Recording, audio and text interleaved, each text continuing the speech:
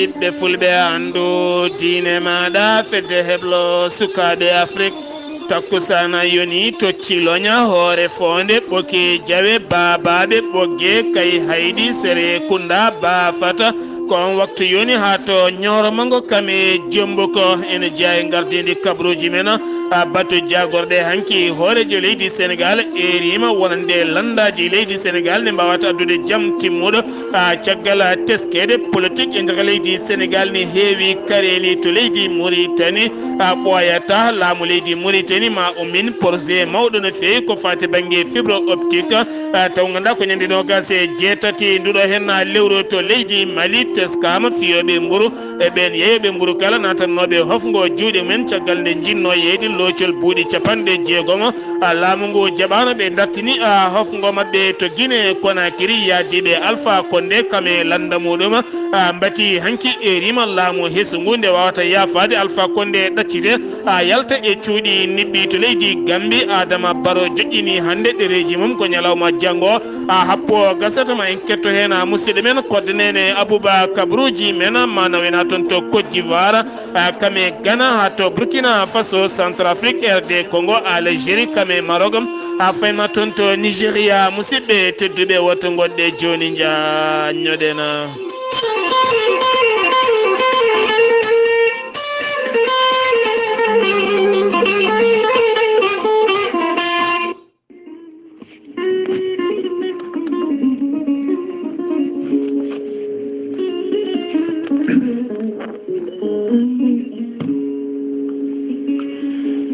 ceerno Djiby Sy ko wittiyanke ko safriyanke safruji fina tawa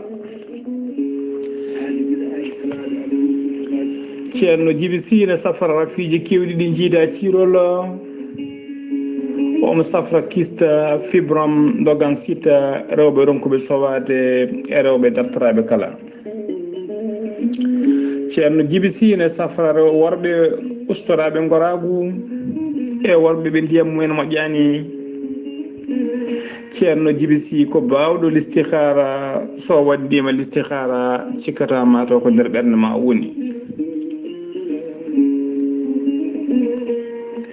ceerno Djiby Sy ne safra rafiji kewɗi rafuji worɓe kewɗi ne jiida cirol ceerno Djiby Sy ne safra worɓe sattoraɓe dewle e rewɓe wonduɓe gorko ladde kala ceerno Djiby Sy ne tawi oɗo saaha joni nder leydi sénégal to wuuro wiyetego Djoum kala jiɗɗo hebdemo to leydi sénégal numéro makko leydi sénégal mbatta ko 00 221 78 163 24 82 so tawi noon ko banggue whatsapp jiɗɗa hebdemo ko numéro makko leydi mauritanie mbatta ko 47 22 80 84 ceerno Djiby Sy ne wiye dendagal sénégal naɓe kala to mbawɗon wonde no mbawɗon wonirde kala oɗon mbawi neldede safaruji moon ha no hannirta ni e dendagal rafi e haaju mo neɗɗo jogui kala ɓurata ujunnaji 2 CFA ceerno Djiby Sy ko bawɗo listihara joom istinjab ha timmi jaɗinɗo ɓalwal danwal kala ceerno Djiby Sy so yennama ka miskino Allah safruma ha mbiya wen so wona wonduɓe rafiji ɗiɗi woni mo seydineji bahliti hoore mum ha baballa jano borgal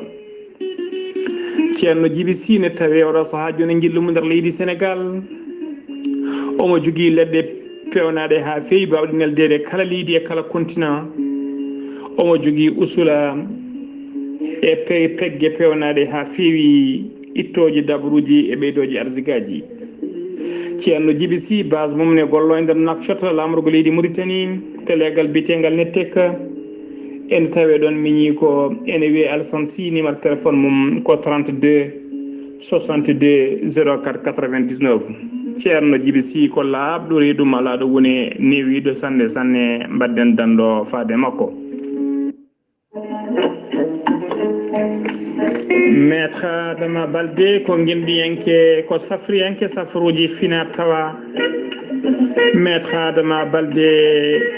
ko spécialiste médecine traditionnelle joguiɗo seedantagal mum ha timmi mbaɗaɗo reconi mondial ma maître Adama Baldé ne safra rafiji kewɗi ɗe jiiɗa cirol omo yawrani ɓen ustaraɓe goragu e wonduɓe humre kala. Maître Adama Baldé ene safrayanoɓe barogal. Maître Adama Baldé ene jogui longal wonande ɓen commerçant ji e ɓen asoɓe kanŋe e yimɓe dawrugol e ɓeɗon wiyeteɓe ko musicien ji kala e dendagal kala fannu mo neɗɗo dillata. Maître Adama Baldé ne wiya yimɓe yo dutto e fina tawa mumen dutto e gande mumen. Maître Adama Baldé ene wiya neɗɗo kala ko waɗata yo wat ƴewgal yo ƴewdo. Maître Adama Baldé ko spécialiste pour koyɗi bawɗo listihara.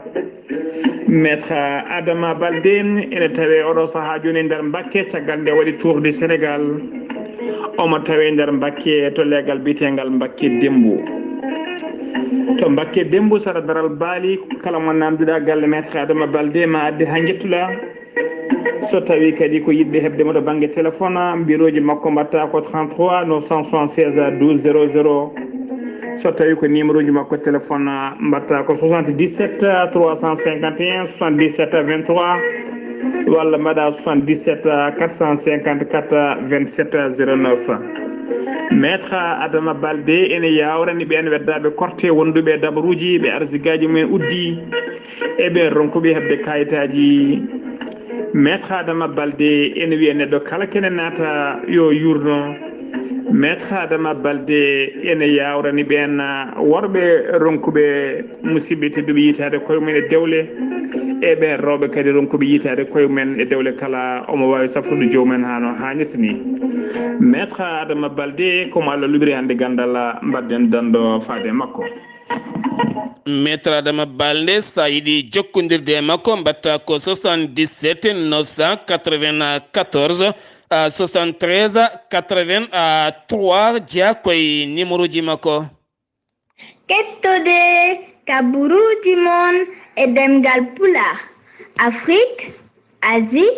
Europe, Amérique, Moyen-Orient, Océanie. Jam nyalle mon musidɓe tedduɓe nasande nayi jolal hitande ujunnaje ɗiɗi e nogase goho yonti kabruji men ɗemgala pular ɗo yeeso haalirde he ko musidɗo mon guiɗo mon sehil mon Sar Abdoullahi Sarr to karallagal Weltare TV ko musidɗo men Saydou Abouba gartotten koye natal ɓurgal yirlade hande e nder ɓoggi karale ha tenti to banggue WhatsApp uji meɗen caggal natal jirlingal wiyede suka gorko biyeteɗo Alhassane Ba mo auto féri hanki jamma wasi fittano mum toon to hôpital mo espagnol taw ko taweteɗo toon to Nouadhibou toon to Nouadhibou caggal nde o joji ɗi jirli wonande koreji makko ne jiite koreji makko jiitama ɗum noon kala ɗo natal ngal yaran noon wawi dartade koreji makko jiitama ma garan ɓandu makko e kikiɗe o jayde weltare ɓiɓɓe fulɓe andu diine maɗa fedde heblo sukkaɓe Afrique ene nelda duwawo dendagal ɓesgu makko kala nde jomiraɗo ɓeydata juru mum e makko kanko e dendagal mayɓe julɓe kala ɓenne kadi hettunoɓe oɗon fannuɓe kamɓe kala ɓe jarama gam darde mabɓe e coftal mabɓe gila tan hanki jamma ha weeti ñamani jarani so wona goƴe mumen koɗo hen jiyaɗallah basɗo fitta ɗum toon to hôpital mo andanoka taw kadi ha wawa yiitede kabruji men e ɗemgal pular toon to Mauritanie keddorɗen jagorɗo cellal ɓalli mo leydi Mauritanie holliti ɓe jettima million oɗo saaha keɓɗo vaccin mum ko ɓuuri en hewde noon heeɓi ko dose goto suwa taw hebde dose mum ɗimmo kono kadi miijo mabɓe ko yidde yaade haaɓe jetti o million ngaji ɗiɗi pawɗi taw ganduɗa ko ɓiɓɓe leydi ndi gam rewtude oɗo hen boros mo ñaw coronavirus diñiɗo e nder leydi Mauritanie e nder limore nde o yaltini hanki holliti ujunere e capanɗe joyi ujunere e temedde joyi e capanɗe jeetato neɗɗo woni ƴewdaɓe tawani jogui oɗo hen boros ko capanɗe joyo e nayo kene fotta wonde capanɗe joyi e nayo keni ko tawa ene jogui oɗo hen borosa capanɗe tato e nayo keeɓi cellal men neɗɗo goto wasi hen fittadu mum yimɓe jeetato ene tampi seeɗa kono tampuɓe ha ɓurti ɓe ko sappo ya tato neɗɗo koma ballite e fofandu nandirala hakkunde laamu leydi France kame laamu leydi Mauritanie hakkunde jagorɗe mabɓe ɗiɗi tambiɗe ko fate banggue taaridi oɗo saaha maɓe mbaddu junngo e faandu ngam moƴƴinde ndenka e kisal hakkunde taariɗe ɗeɗo henna leyɗele ɗi nden sifande noon ɓe mbaɗi ɗum ko toon to Glasgow to ganduɗa ko toon to Angleterre horejo leydi Mauritanie ngol wattimo laabi ɗiɗi ɗimmola ɗum ko caggal juin nder ndeɗo henna hitande ɗum watti noon ko ɗeɗo henna balɗe nde o yeehi toon to Angleterre wo dañi joɗodade toon e kolaɗo kuuɓala ota ɓe dañi yewtidde ko fate banggue G5 Sahel kamen gurdama Sahelio e hoore muɗum ha tenti ko fate banggue koniyankagal nder leydi Mauritanie to Mauritanie keɗren jonde hanki ko fate banggue syndicat ji taw ko ɓen heedanɓe étudiaji janggoɓe ɗum noon ɓe erima jagorɗo tambiɗo jangde towde mo leydi Mauritanie nde wawata ɓeydude cité ji jondi ko fate banggue université taw ko cité ji jaaɓi hatirde ngam wawde moƴƴitinde gurdam wonande ɓen étudiant ji janggoɓe e newnude yangara mabɓe ha tenti ko wayno toon to Singiti kame ak Josa ha Femato Ross kame Nouadhibou ha toon to Ayouna kala beele jomin mbawata moƴƴitinede gurdam men ha timma e newnude yangara ko wona ɗum ko ɓe erima laamu ngu nde wawata sembolinde boursiji ɓen heɓɓe baccalauréat ji mumen kono ne kadi ha tenti e ɓen étudiant ji Mauritanie naɓe wurɓe caggal leydi Mauritanie ko wayno Tunisie Maroc ha faynma toon to Algérie kam e Sénégal kala batu jagorde hanki gouvernement mo leydi Mauritanie kanko on jagordo tambiɗo konngol laamu ngo wa arti e hollirde wonande laamu leydi Mauritanie ɓoyata ma darnu jeenari mawdi jeenari cetal prix mawɗo no feewi taw kadi oɗon prix jogori faade ko kala duuɓi ɗiɗi wonande ɓen yontaɓe leydi ndi ɓurɓe wawde daranade haqqe innama ade e nder leydi Mauritanie gouvernement mo leydi Mauritanie holliti oɗo saaha mo gonɗen ene watti haqqillaji mum no feewi ene jogui hen taw kadi ganduɗa ko yiyande mawde no feewi gam dogde koyɗe jaam hakkude ɗeɗo leyɗele ɗiɗi leyɗele sehilaɓe mabɓe leyɗele hoddiɓe mabɓe ko wayno leydi Algérie kame Maroc hande wonɓe e tension mawɗo no feewi kono noon kanko on jagorɗo tambiɗo konngol laamu ngu wo jaɓani artude e ɗin camion ngaji ɗiɗi pellaɗi toon to Sahara Occident wiya to Mauritanie keddana joni jagorɗo ko fate banggue transformation numérique yaltini konngoli mum hanki ɗum ko caggal batu jagorɗe woni Wuldahi o holliti wonande ɓoyata Mauritanie ma min projet mawɗo no feewi ko fate banggue wadde fibre optique yowde ɓoggi ko fate banggue heslitinde walla moƴƴitinde ni ko fate banggue weeyo leydi Mauritanie tawni ɗoftodira ko fate banggue galleji tambiɗi weeyo leydi ndi ha ɓuura timmude ɗum no waɗata ko nogase jeetati ñande manditare ndiɗo henna ñande manditare leydi Mauritanie nogase jeetati nduɗo lewru lawol batto wola capanɗe jeegom e goho manditare leydi Mauritanie to Zouayrata ñawomo Theresa Moura weddima bandiji joyi subaka kikiɗe hanki o to kasomo Nouadhibou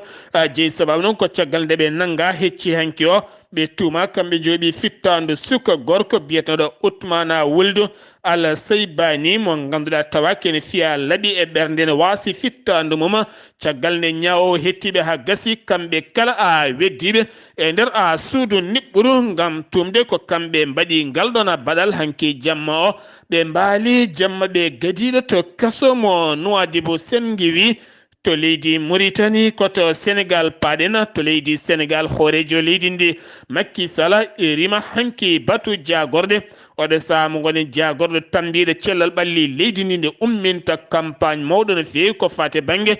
vaccine de ha tenti yoga e duuɗe jangguirɗe kam yoga e nokkuji kadi nde lawɗinta no feewi ko fate banggue passe vaccinal moni kala ne foti jogade carnet mum carnet vaccination ha tenti noon e nder nokkuji dendaɗi ko wayno garowo e nokkuji dendaɗi kala liyeji mawɗi ya tawaɗa jogui carnet ma vaccination sa ala keeɗa nder galle ma gudduɗa toon ko ɗum woni ko ɓurantuma ɗum noon koko lawɗinte e nder leydi ndi ko wona ɗum ko mawɗo leydi ndi yidde makko ko addude cellal duumingal e laaɓal kame sénari e nder leydi Sénégal jeeyi sababu oɗo saaha mo gonɗen kala joguiɗo ñaw cancer oɗo saaha koko safrete taw kadi hay mbuɗo yoɓata ko noonne kadi maɓe ballit gurdam moƴƴam ha tenti ɓen wonduɓe e ñabboji ko wayno Rafi Sida mawɗo leydi Sénégal Macky Sall oɗo saha mo gonen hanki holliti beele mum no feewi taw kadi ganduɗa koye iwde oɗo suka Sénégal naajo joguiɗo duuɓi 31 mo ganduɗa biyeteɗo Mouhamed Bougar Sarr ɓurɗo ngarɗude to banggue windiyanke e wallifade defte e nder ɗemgal français taw kadi ganduɗa ko cuɓaɗo hanki suɓa kam woni windiyanke ɓurɗo dowlude ɓurɗo ngarɗude e nder Afrique subsaharienne oɗo saaha meeɗa ka yiyede koye makko fuɗɗi e dow difa ndiɗo hen mbadi o holliti Sénégal ne mari ngal ɗon ñeñal no feewi ɗum noon ko jarore mawde faade e oɗon suka biyeteɗo Mouhamed Bougar Sarr dañƴo ngal ɗo hen badal payodingal gartaten koye jagorɗo mo cellal ɓalli leydi Sénégal no woyi wadde kala subaka 1,213 neɗɗo woni ƴewdade tawane jogui oɗo hen boros ko yimɓe joyo hen goto ko memodirnoɓe e joguinoɓe oɗon ñaw nayo ko raɓaɓe anda ko rabɓe ɗumen ɗiɗo oɗo sahane tampi koma ballite fofando yimɓe tato keeɓi hen cellal mumen gartaten koye dawrugol yeewi askan wi ngal ɗon moɓodiral ɓe kolliti mette mabɓe no fewi ko fate neɗɗo moɓe cuɓino toon to diwan Matam ɓe kolliti on noon janfimamaɓe acciti teno lusti mabɓe tene kadi ko on tan ɓe keddorino e nder saaha dabɓo no fewi on noon tawtoyama banggueji goɗɗi ko fate banggue APR kono kadi ɓe jofima peɗeli mabɓe hanki e yewtere mabɓe kolliti ɓe tuumi ɗum ko préfet oɗo saaha ɓe kolliti golle mabɓe kala boni toon to diwan mo Matam horejo leydi Sénégal Macky Sall hanki bato jagoɗe erima wonande dawriyankoɓe kala oɗo saaha nde gartirta ko jaam e nder leydi Sénégal o eri ko jaam oɗo saaha o yiɗa fitinaji kame kareli ha tenti ko fate banggue dawrugol leydi ndi saabu eɗen teski oɗo saaha mo gonen politicien ji ɗi haala kani heewi karel ɗi ne kewi purƴinal ɗi ne kewi ngoɓal ɗi ne kewi tene kadi hay ɗiñal ɗi e mallal ɗi kala ko hen jeeya kala mo jiiɗa oɗo saaha becce mum koko heewi dakkango horejo leydi noon yiddemo ko ɗum kala yo saay ha laaɓa ɓe ganda dawrugol ko ha dañin no gurduɗen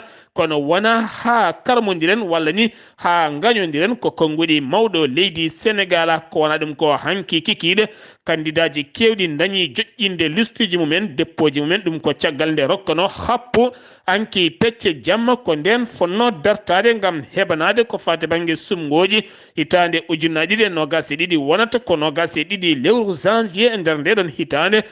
fayande so jomiraɗo hodiri Dakaru dañi ƴamoɓe yonɓe no fewi hol jogorɗo dañje oɗo hen fartange oɗo sa fartange ɓen ƴamoɓe kene wona hedde 12 candidat gam yiɗɓe ƴamde joɗorde nde Dakar kene foto wonde oɗo hen to ganduɗa ko cetal yeewi askan wi ɓe cuɓi ko Barthélémy Dias kono ne kadi Benno suɓi ko Abdoulaye Diouf Sarr mbokko gisa Pape Diouf noon kadi ne wondi e Khamsa Bob woni aɗa hen biyeteɗo Bougane Gueye kam ene wonde maires joɗiɗo joni jaltuɗo Soham El Wardini kam e woɗɓe kala to wokkama teskama toon cummusɗo baɗɗo jamma hanki o sanga 3h30 jamma taw kadi ganduɗa koye ancien piste ko toon sumi ken wona galleji sappo cumi hen kono waɗani mayɗo waɗani gañiɓe hawre koninkoɓe fawɓe hinde sapeur pompier dañi arde toon gam wawde ñippude nguɗon cumo ha joni koye Sénégal keɗoren la marine Sénégal national fawi juuɗe mum e 80 neɗɗo taw ko migrant en hen ɗiɗo ko sukaɓe rewɓe ɗum noon ken wona 86 kilométre hakkude mum e maaje kaɗɗe ɗe ndar gueji dande maayo caggal koninkoɓe leydi Espagne nde gonno e laana min ndiwo ko ɓen tigui ceedi kaɗon laana nden ɓe dañi jokkodirde e marine national mo leydi Sénégal ɓe ƴetti vedetaji men jawɗi mbawi tigui teɓadeɓe taw kadi hollira laana ka iwno ko toon to leydi Gambie inde makko ko Aïda Mbacké noon yi aduna ko 5 septembre hitande 1985 hanki wo darima yeeso tribunal mo Dakar ngam artude hitande 2016 caggal nde o yooɓi fittando joom galle makko biyeteɗo Khadim Ndiaye ɗum noon wo arti e haalde o holliti téléphone joom galle makko ne wonno e charge nden noon wo ari kanko hoore makko omo fuuya téléphone o wo tawi toon message goto ne holliri wonande gorko resi debbo goɗɗo ƴamodiri e debbo goɗɗo ha resi ɗum tene kadi o namdi goto e sehilaɓe gorko o on lawɗanimo hunde ko gonga joom galle ma dañi debbo ɗimmo o ronki wawde muñji ɗum noon woni ƴewde hol feere fof nde waɗata kono wona anjemo joom galle makko anjemo rendidede e debbo goɗɗo e joom galle makko dañi feereti ko sumde gorko ni woni o sumi gorko ni wuuri ha yalti aduna ɗum jeeyi sababu noon hanki o woyi bojji cattuɗi no feewi kono noon ñawore makko yanata ko 17 nduɗo hen lewru so renaki ma o yaha ha duuɓi 15 e nder a kasso to leydi Sénégal keddorɗen ha joni to leydi Sénégal keddorɗen ha joni ma en jaaha toon to Tambacounda woni toon ko hakkude peɗeli guite peɗeli hakkude dognoɓe taxi ji kam e ɓen dognoɓe motoje Jakarta caggal nde taximanuji ɗi tuumi wonande dognoɓe motoje Jakarta oɗo saaha mo gonɗen kañumen gadda toon accident ji kono kadi ɓen jeddi ɗum ha memi leydi ɓe kolliti kadi ɓen bonni coggo ha memi leydi kala taximan hande ne tampino fewi nder diwan Tamba ɗum woni caɗele gonɗe hakkude ɓeɗon hakkude ɓen dognoɓe taxi ji kam ene wondi e motoje Jakarta Tambacounda keɗana joni wuro wongo kene foto wonde 20 kilométre hakkude me Tamba wuro ngo wiyete ko Linkunda finoɓe toon ɓe kolliti caɗele mabɓe no fewi ɓe kolliti Linkunda ko wuro andago to banggue ganni to banggue fina tawa ko wuro ɓoygo no fewi joguigo histoire margo histoire mawɗo no fewi e nder diwan Tambacounda keno 20 kilométre hakkude Tamba ɓe kolliti wuro ngo ɓe ngala ndiyam labɗam ɓe ngala courant ɓe ngala suudu safara ɓe ngala école tene kadi hande o Sénégal so wiyama hol pala mabɓe ɓurɗo wawde ñamede wiyete ko maaroye liɗɗi koɓe mbiyata ceebu jeena ɓe kolliti on pala wonti international ɗo jaaɗa aduna e kala nandira Sénégal ñamata ko ceebu jeen woni maaroye liɗɗi kono kamɓe ɓe jiyata tan maaroye liɗɗi ko julde taske walla julde korka walla ni yangue walla inde kono kadi ɓe erima laamu ngu nde wawata faabade ɓe yidde Ousmane Sonko ɗo saaha mo gonɗen ko wudere ɓalere hurare e makko nde ittete ha laaɓa o watta ɗannade kala ɗo yiɗi o heɓa passeport makko ɗum noon o erima ñawowo kabina ɗimmo nde wawata oɗo saaha toppitade no o heɓiri dossier ji makko sengiwi to leydi Sénégal paɗen ko toon to leydi Mali France najo biftanoɗo debbo e nder leydi Mali waɗi e juuɗe ɗen biftineɓe mo kene wona duuɓi nayya hitande 2022 ko nden o wawi ɗaccitede dow cottigu hakkude makko e ɓen jihadiyankoɓe temeɗɗiɗo jihadiyanke ko nden o wawi accitede o hooti ha ton to leydi France o iwi toon o arti ha ton to Bamako oɗo saha mo tawe e leyɗe ɓurɗe sirde nder Bamako omo woni nden kay kisal kono o dañi jabtade konguɗi makko faade laamu leydi France mboɗo selli mboɗo hisi min dañanmi jaam ko Mali jinmi ko Bamako jinmi ko ɗo jinmi wurde ko ɗo ɓuranimi toon to Europe caggal enen ɓale ɓe nde teɗontoɗen yaade Europe kanko on o teɗani ko artude e nder Afrique ha tenti nokkuɗo dahano o waɗi e juuɗe ɓen bifteneɓe mo kene fotto wonde duuɓi 4 kanko Sophie o holliti oɗo saha mo jogui toon ɓiɗɗo mo nehi o tawti ɓiɗɗo kame sehilama kala woni e jaam e kisal yo leydi France kame Europe accumowo deeƴa toon to yam folila jaggama toon gorko joguiɗo armée ji ɗiɗi woni pistolet mo matrioise taw ganduɗa ko automatique taw kadi on tuuma mo jeeya e ɓen bandiji mawɗi no fewi taƴannoɓe booli hewɓe keptini yeeso makko oɗo saha o tottama armée leydi ndi fédération taw ganduɗa ko syndicat fiyoɓe mburu kamɓe yeeyoɓe mburu kala ɗum ko caggal ñande altine nde ndeɓe lawɗini maɓe jeeyi loccol taw ganduɗa ko 60 mbuɗo ngol loccol mburu mangol ngol ɗon ɗo saha noon hewɓe bitikaji guddama kamɓe boulanger uji ɗum ko caggal nde jagoɗo holliti laamu ngu hay loppet ala hen kala baɗɗo ɗum laamu ngu ma fayi mum junggo ñalawma hanki o ɓe dartini ko fate banggue hofgo mabɓe ɗo ha talata paaɗo so tawi ala ko gasi koɓe artoyoɓe e hofgo mabɓe to sego rokkirama toon balle jonɗe no fewi taw koye 11 goto mo mbiyata e doka taw ganduɗa kene wona sukkaɓe ujunnaje 10 suka heeɓi taw ganduɗa ko kit scolaire ko fate banggue kayeji bikuji créje ardoise uji e gueɗe goɗɗe kala kame comci e paaɗe ha wawa ruttade e cuuɗi jangguinde tawno moni kala ene foti yiide yeeso muma ɓe kollitiɓe kadata ɗon maɓe jokku ha moni kala yiito hen hoore muma to région de Kaya nokku bireɗo Bafulaɓe ha tente nokku bireɗo Tumora teskama toon guyka no feewi no feewi guyka jawdi darindi ha tenti ko fate banggue nayyi gam teskede hitande ujunaje ɗiɗi e nogasa wujjama toon ken wona temedere naggue caggal mum dartinama kono ɗeɗo balɗe kadi guykaji teskitama toon nayi kewɗi batti hattede ɗum noon a mbaɗi erago moni kala nde wawata rende dabeji mum to leydi Gambie kettoɗen koddanene Abouba. eyyi ko noon tigui hettiyankoɓe Weltare TV ko ɓuuri tengtude kabaruji men e ñalawma alkamisa hande o ɗo e nder leydi meɗen ete Gambie mbiyen ngol ɗo woni lawol gadanigol ngol ganduɗa leydi men Gambie ene naata e sungoji taw sungoji ɗi wiyete ko potal woni démocratie taw ko sungoji kadi civilian caggal yande Yahya Jammeh hitande ujunnaje 2016 taw ittima ɗo ko biteɗo président Adama Barrow jibinaɗo toon to Mankama Kunda e diwan mo leydi Basse kanko noon président Adama Barrow eɗen gandi ko caggal ɗum o naati e on landa biteɗo United Democratic Party caggal nde o yalti hen o tigui rigui o waɗi landa makko biteɗo NPP woni National People Party ene wayno caggal noon hande subaka ɗo e suudu men witendo IEC Kanifing Layout e gardugol Aliou Momar Ndiaye o jaɓɓima biteɗo Issa Mbaye Fall noon ko jibinande Banjul mo ganduɗa kadi ko kanum tigui ardino ngun gomul yurni tongu Pele Yahya Jammeh wiyete TRRC caggal ɗum noon kanko hoorejo leydi ndi waktuji 11 ñalawma nde yoni ko nden o ardi e jamanu ngo ganduɗa meeɗaka yiyede e histoire to ko fati e banggue dawrugol ɗo e nder leydi meɗen ete Gambie ene wonde noon ndenka mango ene wonde kisal manggal teskama ɗo henne suudu witendu IEC saabu ɗum ndenka wonno ko ɗon ɗo ene wayno ɓeyditama laabi mum ɗiɗi walla laabi muɗum ene tati yimɓe noon kala to beddiɗa ñorgo samata e leydi Allah e keewal yimɓeɓe kanko président Adama Barrow ene wayno so joƴƴini ɗereji makko hande so tawi o ummima ɗon ɓe payi ko dingaral gotal ne wiye Buffer Zone noon nana hakkude Serekunda ene wonde to wiyete Abuko walla Lamen ko ɗon tigui ɓe jogori fottude ɓe mbaɗa ɗon hirde mabɓe hande taw kadi ko nalankoɓe hewɓe jogori tawede hen eɗen gandi luumo jarribo fuɗɗoto ko ñande 9 nduɗo lewru no gonɗen kono kadi mbiyen joƴƴinɓe ɗereji mum gam jeeyde ɗiɗo sungoji de kadi ene wayno jogori saktede ko ñalawma aset o hedde waktu jeenayi subaka fawi faade e waktuji 12 ñalawma wadde mbiyen président Adama Barrow ardi e doole baɗɗe fayida ɗo henne e dingaral bitengal IEC walla suudu men witendo IEC ko fati e gardugol Aliou Momar Ndiaye mo ganduɗa kanum jogui sungoji ɗi koddanen Abouba gam Weltare TV ɗo e Kanifing Layout.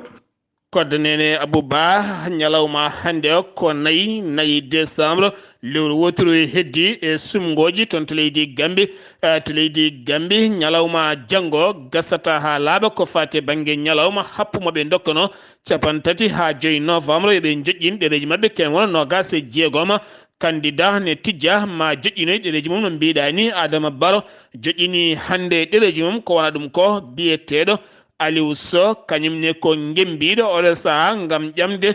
lefullamu o holliti so tawi wot poɗɗama ma o yaltina koñinkoɓe hoɓɓe taweteɓe nder leydi ndi e nder balɗe tati kanko on Aliou Sow noon o wonino taw ganduɗa ko directeur ferme Yahya Jammeh toon to Kanilaya sen giwi to leydi Gambie paɗena ko toon to Guinée Conakry jonde RPZ Arc-en-Ciel yaadiɓe Alpha Condé landa mum ɓe dañi joɗade hanki ɓe erima CNRD wonande laamu ngu nde wawata yafade Alpha Condé ɗaccita ɗum caggal ko waɗanno waɗi ha gasi kono kadi oɗo saaha ɓe teskima hoorejo jagorɗo woni Ibrahima Kassory Fofana hoore jagorɗo Alpha Condé ngan sanga arani tawtorede batu ngu kono ɓe kolliti oɗo saaha yiddeɓe ko wurtinde kaɗona landa gam oɗo saaha heɓanade so tawi woni laamu transition gasi beele ɓe mbawa jeeyede e ƴamoɓe lefo laamu e nder leydi Guinée puɗɗogol golle jagorɗo ñawoje mo leydi Guinée woni Fatoumata Souma wo yaltini konngel ngo holliti